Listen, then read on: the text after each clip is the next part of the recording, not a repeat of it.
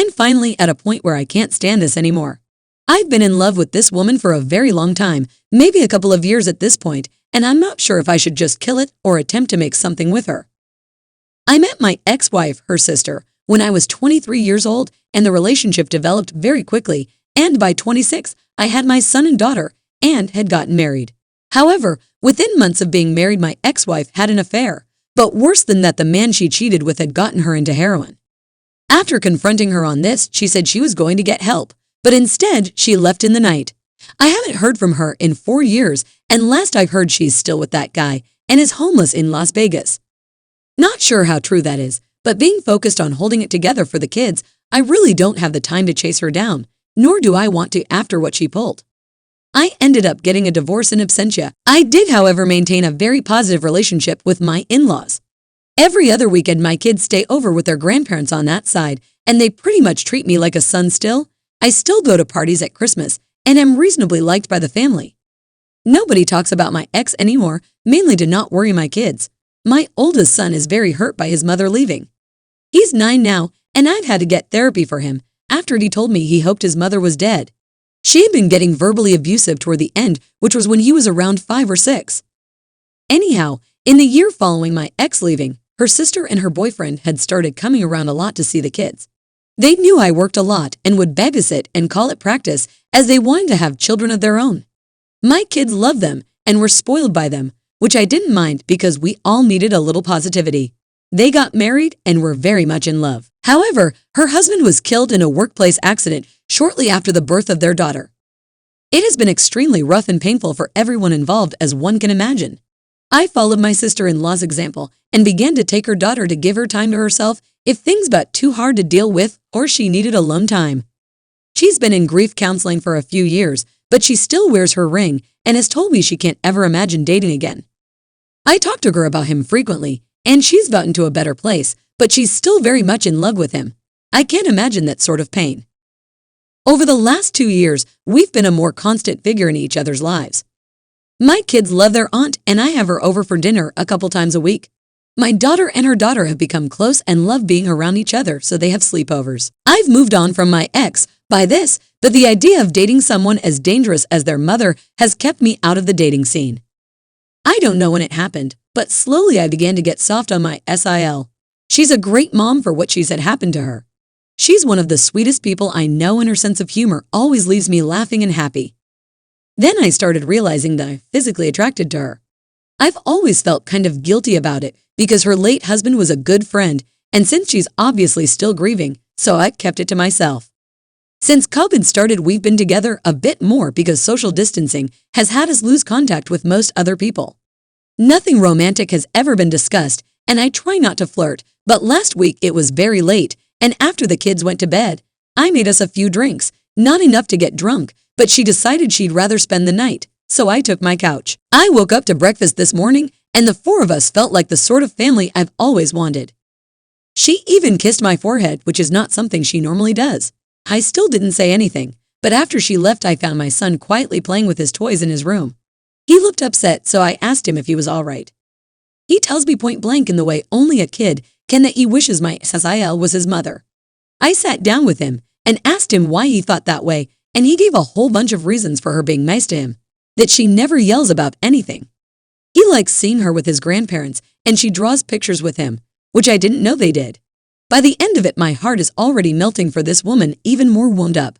When visiting, dropping them off with their grandparents, I tried to breach the subject with her folks to kind of feel around how people would see. I made a joke about her, and I acting like a married couple sometimes, and they didn't laugh, and were kind of standoffish, friendly, but either they know something or they disapprove. It's getting too hard for me to ignore or pretend it's not getting to me. I'm in love with her. Either I've got to kill it and find some way not to think of her, or I have to find some sort of way to navigate through this situation and tell her everything. If anybody out there has any insight on how to approach a widow, especially one who was married to a friend, with this sort of intention, I could really use your help. So I sent her a text saying, "Hey, kids are out this Sunday. I was thinking you might want to get dinner." She said she'd love to, and so my panic starts setting in because now I've got to actually act on my feelings. I ask her if she prefer meeting at my place and taking one car or meeting at the restaurant She says she'll come by my place first. She shows up and my God, she's in a very nice evening dress. After the wonderful dinner when we stand to go back to the car, I give her my arm and we walk back to the car arm in arm. She tells me to stop and that she wants to kiss me. There was no alcohol at dinner, so this is all her. So I pull her in and we kiss. I can barely describe how wonderful it felt to finally touch her. Well, the kissing went on outside this restaurant with her leaning against my car for at least a half an hour. When we finally break, we share a few more dreamy looks before we get in the car and drive back to my place. She's holding my hand as I'm driving. I don't think I've ever been happier. I confessed to her that I started having feelings for her a long time ago, but with the terrible things we went through, I didn't want to scare her away. She tells me that she's carried a torch for about 6 months herself. At that time, I had gone on a couple Tinder dates, and since we were just friends, I described what a mess of a time those dates were. She tells me she began feeling intensely jealous and angry that I was seeing these girls. It was about that time it clicked in her mind that she had somehow developed feelings for me. As it turns out, I didn't approach her because of her late husband, and she wasn't approaching me because she was afraid I'd see too much of her sister, my ex-wife, in her and start to resent her for it. I invited her in after we got back home, and we decided to try and fight off the desire to jump straight into bed, and just sat on the couch snuggling and talking about what we would need to do to make this a working relationship. She then brought up her sister. I told her that's a hard no, that I've forgiven her for cheating on me, but I will never forgive her for what she did to my son. I told her not to tell him as it might embarrass him, but not too long ago, he told me he wished his aunt was his mom instead. I have had fantasies throughout the duration of my feelings for her, and getting to pet her face in the morning was one I finally got to live out. 2 years of wishing she was mine, and now she is. Better not fuck this up. I am referring to my ex-wife as Jessica and my sister-in-law to Sylvia. My folks just seemed happy for me. Yesterday, we attended a small family gathering for Labor Day at my in-laws. My parents did us the favor of taking the kids to the zoo for the afternoon and ice cream too. We arrived at the party together, and of course everybody is wondering where the kids are.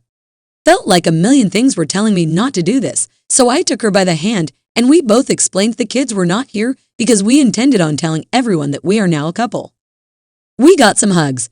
At first, nobody even mentioned my ex-wife. They were just happy because they had all settled on Sylvia just never dating again. Turns out Jess has been calling and talking to her parents for a year now, and they just haven't told me. I was upset they kept this from me. Sylvia was very upset too, because not once after her husband's death has Jess ever tried to call her. They show me her Facebook profile, the one she blocked me from, and there she is looking pretty normal, not like a burnt-out husk. Sylvia's parents gave me her phone number and asked that I please call her and speak with her. I told her that my feelings for Sylvia are real, and there is no chance I will reconcile with Jess. After we left, I talked to Sylvia about it, and though we discussed it before, a circumstance where Jess returns, we decided to revisit the conversation in light of these new revelations. I told Sylvia that I am in love with her, my whole heart is hers, and that my feelings of love for her are something deeper and stronger than anything I ever felt for my ex-wife. She then admits that she is afraid I might leave her if her sister returns, and I assure her this will never happen. It took some long hugs and a lot of kisses to smooth over the situation, but by the time we went to pick up the kids, we were holding hands together again and feeling more connected than ever. She's been spending the night at my place pretty frequently since we've been together, so the kids don't see anything. I've been setting my alarm for 5 in the morning, getting up and moving to the couch. Well, the morning after we decided to tell the little ones what was going on. Our daughters seemed very happy, but they are too young to really grasp what's actually taking place. All they know is they can play together more. I did take my son aside, just me and him, and asked him if he was okay with this and what he thought about it. He asked if we'd all be living together. I told him maybe someday. He asked if this made his aunt his stepmom now, and I said he's free to call her what he's comfortable with, and I will respect it, and she would too because we both love him. He then asked me a lot of questions about his own mother, things he had never asked me before, and I answered pretty much everything he wanted to know. I toned some of my answers down a bit. He's learned a little about the dangers of drugs from school programs, and I was finally honest to that degree when I told him his mom had a problem and she made some bad choices. He asked me why his mother didn't love him, and that broke my heart. I assured him the best I could that his mother did love him. She had just made a lot of terrible mistakes and that sometimes adults just don't do the right thing when they should. He asked me if I still loved her. I told him that I hoped she would get better and that I don't want her to be sick anymore, but that she hurt me and him so badly that I couldn't love her like I did before. I'm not sure he got all of that, but I tried explaining it to him the best I could.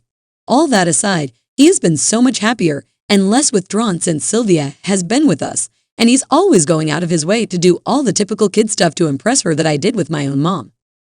At the end of the day, I still have that phone call with the ex to dread. But having Sylvia with me, being able to kiss her and hold her at night, it really puts some joy back into me that's been gone for a very long time. I don't think I even knew how unhappy I had been all these years until I realized how happy she made me feel. We've been doing all the happy young lover stuff. She's been leaving me love letters in my work lunchbox, even little poems, and I had flowers sent to her place of work. She mentioned she had told me that a few of the ladies at work had been trying to get her to ask me out for several months, so I figured the flowers would both make her happy and be a firm thank you wink to the office girls lol. Thank you for everyone who commented or sent me messages on the first and second posts. They really made my day and helped me keep my cool to confess to her.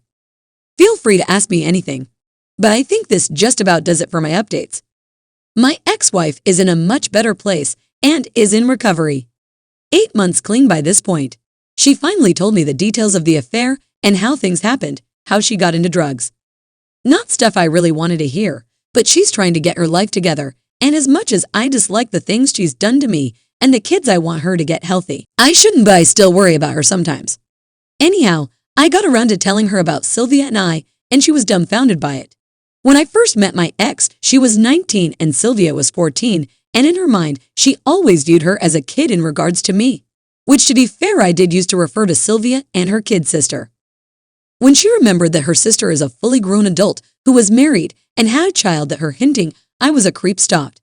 She did ask if I had feelings for her while I was married, and I denied that. We talked about the kids, and she was really regretful and crying throughout the conversation. She has no idea how she'd be able to face them again. I wanted to say something reassuring, but I don't want to give her the impression that I want her in their lives. Cordial, even friendly, but I'm not going to be stupid. She and Sylvia talked for a while too. I didn't eavesdrop intentionally, but from the bits I heard and what I was told, they talked about Sylvia's husband. Sylvia, the 3 kids, and I have been spending almost every day together, and I haven't been happier in years. My son and daughter love all the motherly attention they've been getting, and I'm really loving getting to learn more about my little niece. Life's good. Busy, but it's good. Thanks for asking. I am so glad I got up the nerve to try with her. I love her so much. I've been so long without a romantic partner that I forgot what being in love or feeling loved felt like. Now that I remember, it's shocking to me. I didn't realize how alone and miserable I really was. I mean, for Christ's sake, we played Scrabble last night, and for some reason it made me ridiculously happy. It has nearly been a year since my former sister-in-law, Sylvia, and I decided to begin dating. A year later, and we are living together, and I couldn't be happier. We're currently living together and are in the market for a new home. Our children are really benefiting from having 2 parents around to care for them. Our daughters have begun to call each other sisters, and my son is accepted in the same way. They're basically just normal siblings. It is interesting with my son.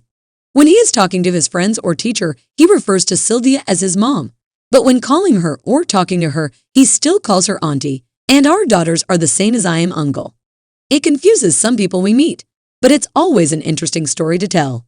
We haven't had much contact with my ex-wife since my last post, though from what we hear she's doing much better. Has a halfway decent job, a boyfriend, and is keeping clean. I don't like to think about her being reintroduced into my children's lives, but if she continues to be a clean and well-rounded person, it will make it much harder for me to deny her visitation should she seek it. Not just from a legal standpoint, but from a moral one as well. Neither Sylvia and I look forward to that day, but the worries seem way off. Sylvia and I get to spend Friday night and most of Saturday to go on dates and have some alone time. Our mutual friends were all pretty surprised by this and have been very supportive as well. They try to be polite and not mention my ex-wife, but every so often it does come up. Mostly everyone is just happy that we found happiness together. One side of the family that I failed to mention in all of this was the family of her late husband. As you might expect, her daughter still sees them regularly, and they are very happy and accepting of the relationship. His father even told me point blank that he was glad it was me because he thought he would hate his daughter-in-law bringing some strange man into his granddaughter's life. We haven't had many gatherings, of course, because of COVID, but the few get-togethers we have had have included them, and will always include them. She decided on her own that out of respect for me, she had to take her wedding band off, something that caused a lot of sadness as you can imagine. I told her that she didn't need to do this and to get married. She's got 2 hands. After I said this, she began to wear it on a necklace instead. She wears an engagement ring now. I don't have any crazy story on how the engagement went down. I didn't spring it on her in some crazy public spectacle, but there were tears and hugs and kisses.